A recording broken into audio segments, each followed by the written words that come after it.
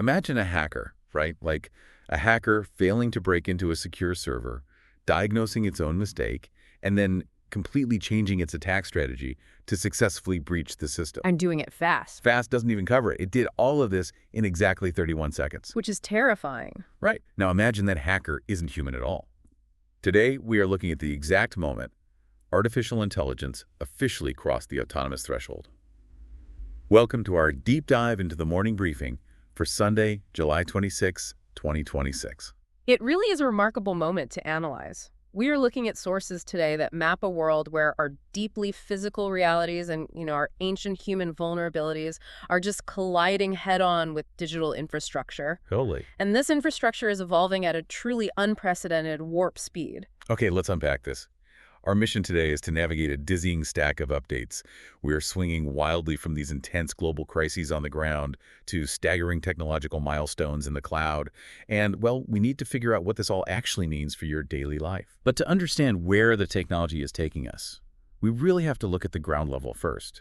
And right now, the physical Earth is demanding our immediate attention. It is, yeah, particularly in Southwest Europe. The sheer scale of the environmental displacement this weekend is just staggering. A brutal high-pressure heat dome has essentially parked itself over the region. Just baking everything. Right. It's drying out the vegetation to the absolute point of kindling. And this is driving roughly 30 simultaneous wildfires across France and Spain. The numbers coming out of this are, frankly, hard to comprehend. I mean, we were talking about over 250,000 total evacuations. That's a massive population movement. It is. In France alone, 167,000 people had to flee the areas surrounding Bordeaux. And in Spain, the fires near Madrid and Ávila have merged into this massive complex that trapped or displaced another 60,000 people. And managing that requires a massive physical mobilization. In Spain, the standard fire services were so overwhelmed that specialized military units had to be brought in. Wow, the military. Just to lead the emergency coordination, yeah. And the mechanism of these fires, the intense, sustained ambient heat combined with these unpredictable wind shears, it means containment is incredibly difficult. And it's spreading, right? Yes, we're already seeing one fatality reported in Valencia, and similar fire systems are now sparking as far north as the UK and over into Italy. It is just a massive coordinated crisis. And, as if that physical environmental threat wasn't enough to process, there is the human-caused tragedy in Berlin. Right. During their Pride celebration this weekend, right near the Brandenburg Gate, a van rammed into the crowd. It is a horrific situation. One woman was killed and at least 16 people were injured, with several currently in critical condition. Just awful. The entire celebration was immediately called off, of course. German Chancellor Friedrich Merz came out very strongly, condemning it as a heinous act against German society. And they have a suspect. They do. The authorities have identified a 21-year-old suspect who fled the scene on foot, so there is a massive manhunt currently underway. When you take in the sheer volume of these heavy events, like the climate displacement, the sudden violence, it is incredibly taxing on the human brain to process all of this threat back to back. It's like carrying a backpack full of bricks. That's a very accurate way to describe it. Which is why I actually want to pause on a tiny story buried deep in the briefing. Because if you are listening to this, you probably need a mental reset right now just as much as we do. The contrast is necessary. It really is. So there is a family in California who just spent 10 agonizing days searching for their Australian shepherd named Fig. She bolted in absolute terror during the July 4th fireworks. Oh, that's so common but so stressful. Right. For 10 days, nothing. Then this weekend, local deputies finally spotted her. The family raced to the scene, and this dog just joyfully leaped straight from the sheriff's car into their arms, tail wagging while everyone, including the deputies, just broke down in happy tears. What's fascinating here is the psychological necessity of these exact kinds of stories. Yes, because we live in an era of absolute information overload, where our screens deliver global catastrophes in real time. From an evolutionary standpoint, our brains simply aren't wired to process that much ambient, distant threat. Which is short circuit. Exactly. Remembering that most worried nights, most frantic searches still end well is a crucial survival tactic. It provides a cognitive anchor against despair. It grounds us. But here is the interesting transition. If we pivot back to those massive, overarching physical threats, like the extreme climate events we just discussed, the world isn't just sitting back and watching them happen. No, not at all. The sources show that, behind the scenes, we are actively executing the largest infrastructure and energy shift in human history to combat them. That is exactly right. The numbers backing up this transition are historically significant. The latest report from IRENA, that's the International Renewable Energy Agency, shows that global renewable electricity just hit a record high. Which is huge. It is. It's now making up 31.7% of total global power generation. And that comes on the heels of a massive 9.8% growth year. But it gets even more specific than that. For the first time in history, U.S. solar energy outproduced coal in the first half of 2026. Solar beating coal. I want to throw this out to you, the listener. What stands out to you when you hear that? It's a big milestone. It is, because looking through the economic data in these sources, my observation is that this massive green energy boom isn't just, a sudden surge of environmental altruism. It's a gold rush. The economics are driving the shift, absolutely. The cost of solar deployment and battery storage has plummeted, making it the cheapest energy source to build at scale. Right, but what are they powering with it? Yeah. Because the gold you're mining requires an almost incomprehensible amount of electricity. I mean, I'm talking about silicon. I'm talking about the semiconductor industry. The investments happening right now are mind-blowing. The scale is difficult to overstate. SK Hynix, a massive South Korean chipmaker, just made its U.S. market debut and raised $26.5 billion.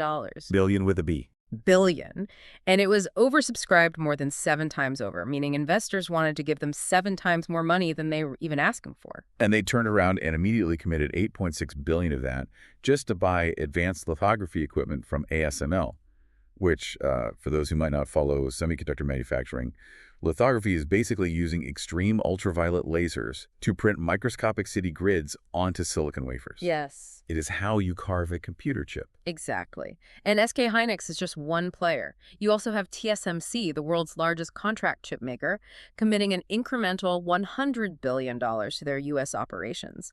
And Micron is expanding their domestic build-out to $250 billion through 2035. It's like we are building the transcontinental railroad of the 21st century. But instead of laying steel tracks across the country to move cargo, we are building these massive hypersterile clean rooms to move data. If we connect this to the bigger picture, this is why the renewable energy boom and the silicon boom are fundamentally tethered together. These unprecedented semiconductor plants and the data centers they eventually fill are power-hungry behemoths. They need so much juice. So much! They require massive amounts of electricity, not just to run the processors, but for the intense liquid cooling systems required to keep them from melting down. We cannot build the digital future without completely rewiring the physical power grid to sustain it. Okay, so we are pouring hundreds of billions of dollars and megawatts of clean energy into building these chips.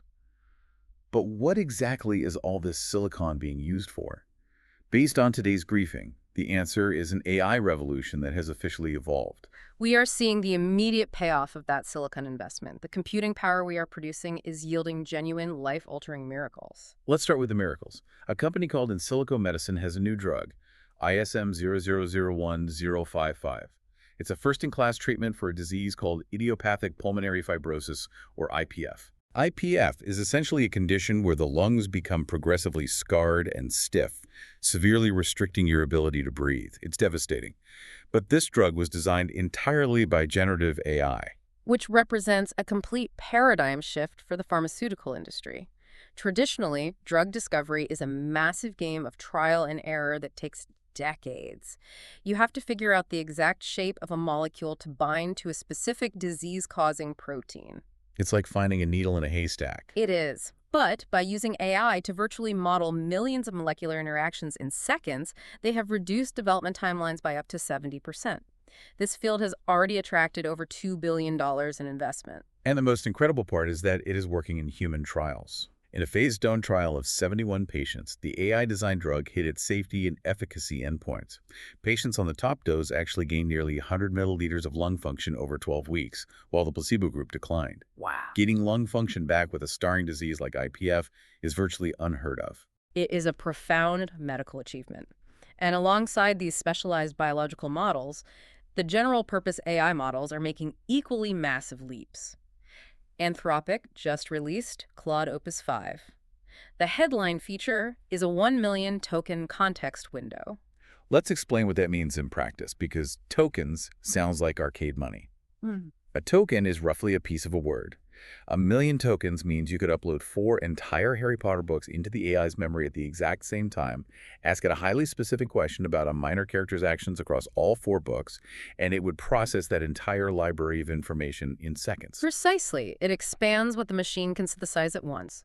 But perhaps more interestingly, Opus 5 introduces an effort dial. Oh, this is cool. It allows users to manually toggle the system to use low, medium, or high effort, which trades computing cost for analytical depth on every single request. It's basically a dimmer switch for a supercomputer. Instead of paying for a Ferrari to drive down the driveway to get the mail, you can dial the AI's effort down for simple tasks, which saves massive amounts of computing cost and grid energy. But when you dial the effort up, you get systems like the AI agent from Nebula Security.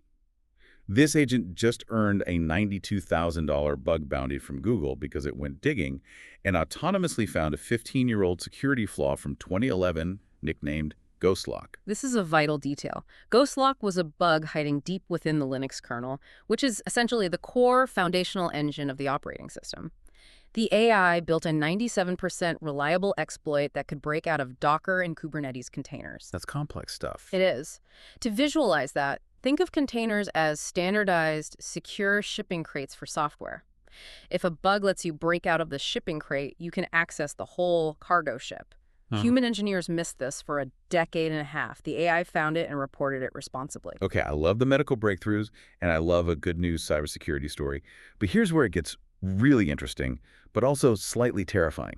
And I have to push back on this technological optimism. Go ahead. If an AI is smart enough to cure an incurable lung disease by folding proteins, and it's smart enough to hunt down 2011 bugs in the foundational architecture of the internet without human help, what happens when that exact same capability is weaponized? That is the defining danger of the autonomous threshold.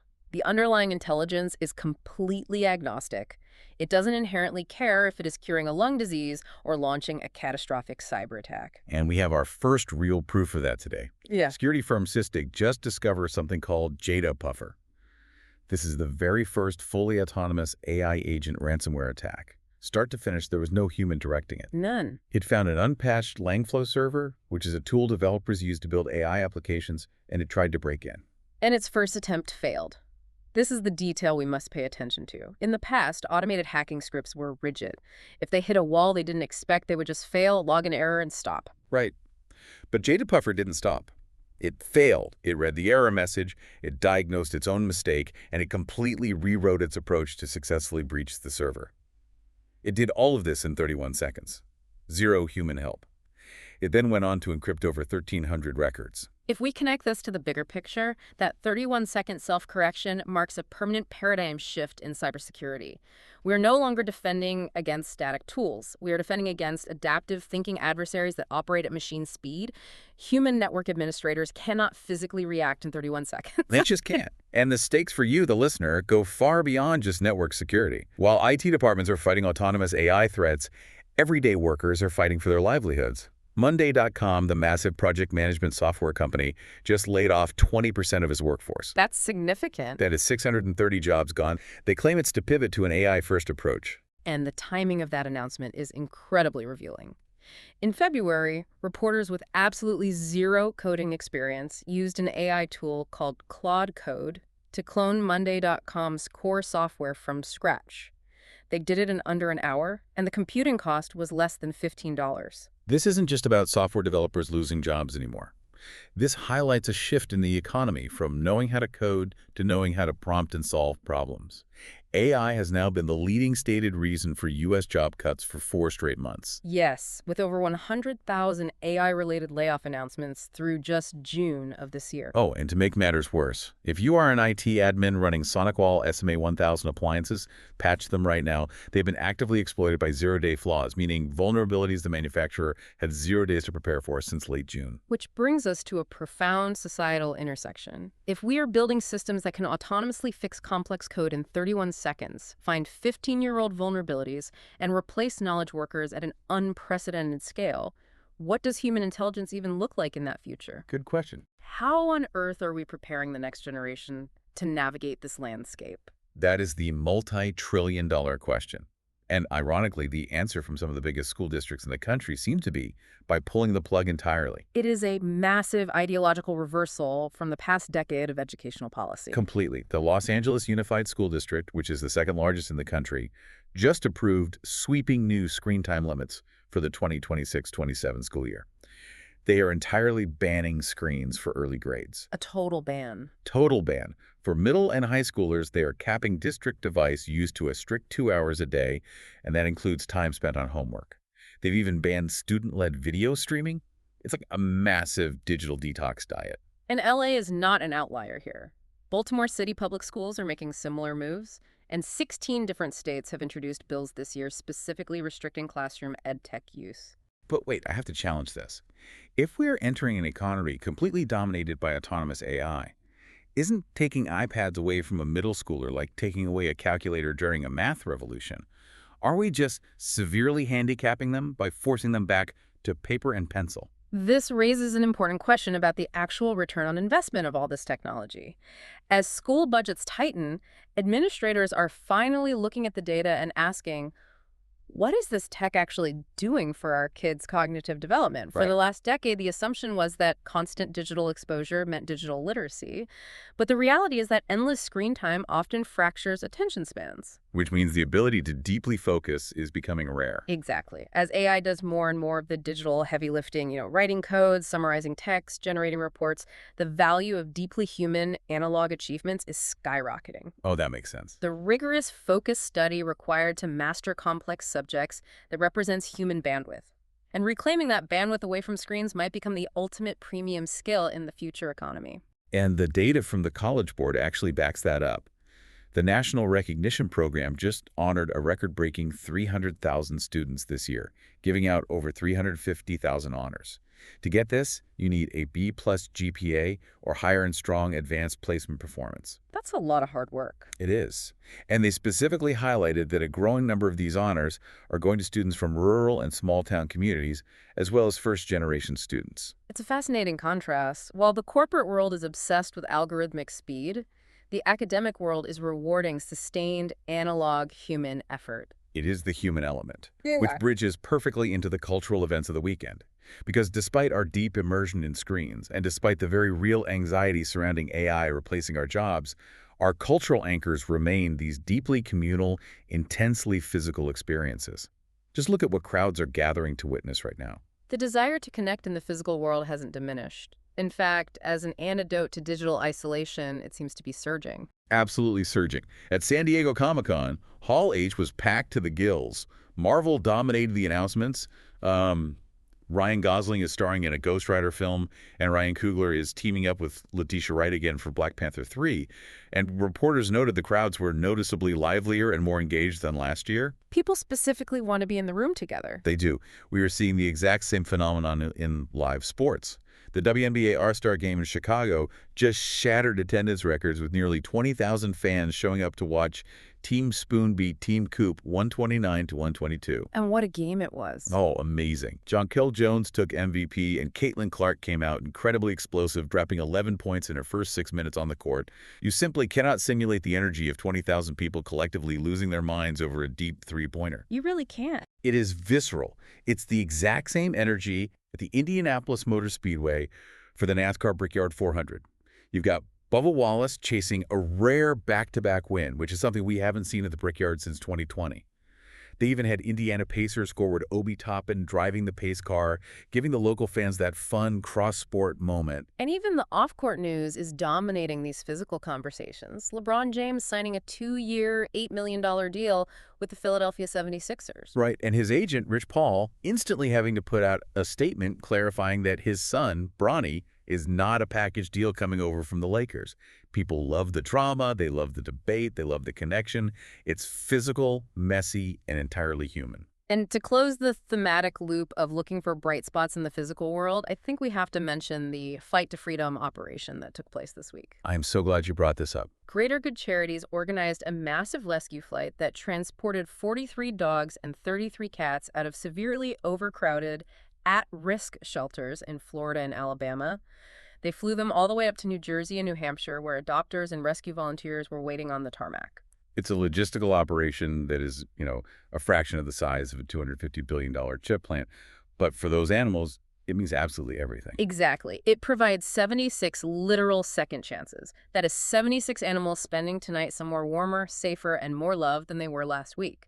In a world defined by massive, sweeping global trends in autonomous technology, it is vital to remember the profound impact of small, localized human compassion. So what does this all mean? We started today with the overwhelming reality of high-pressure heat domes driving 30 wildfires, forcing 250,000 people to evacuate their homes. We moved through the historic energy shifts required to power the Silicon Gold Rush. We examined the paradox of an AI that can fold proteins to cure lung disease, while a different AI autonomously hacks a server in 31 seconds. And we ended with schools forcing a digital detox and a rescue flight giving 76 pets a new life. It means we are living squarely in the friction between the physical and the digital, actively trying to negotiate the boundaries. And I will leave you, the listener, with this final thought to mull over. All right, let's hear it. We just discussed an AI ransomware agent that can now autonomously diagnose its own mistakes and pivot its entire attack strategy in exactly 31 seconds. Simultaneously, our massive school districts are strictly limiting human students to 2 hours of screen time a day to protect their cognitive development. Are we inadvertently creating a future where our machines will eventually outpace our capacity to even supervise them? That is a heavy but entirely necessary question to sit with. Thank you for joining us on this deep dive into today's briefing. Stay curious out there. Keep asking the hard questions. And remember, no matter how overwhelming the headlines get, from lost dogs jumping into sheriff's cars to rescue flights touching down on the tarmac, there's always something worth smiling about. See you next time.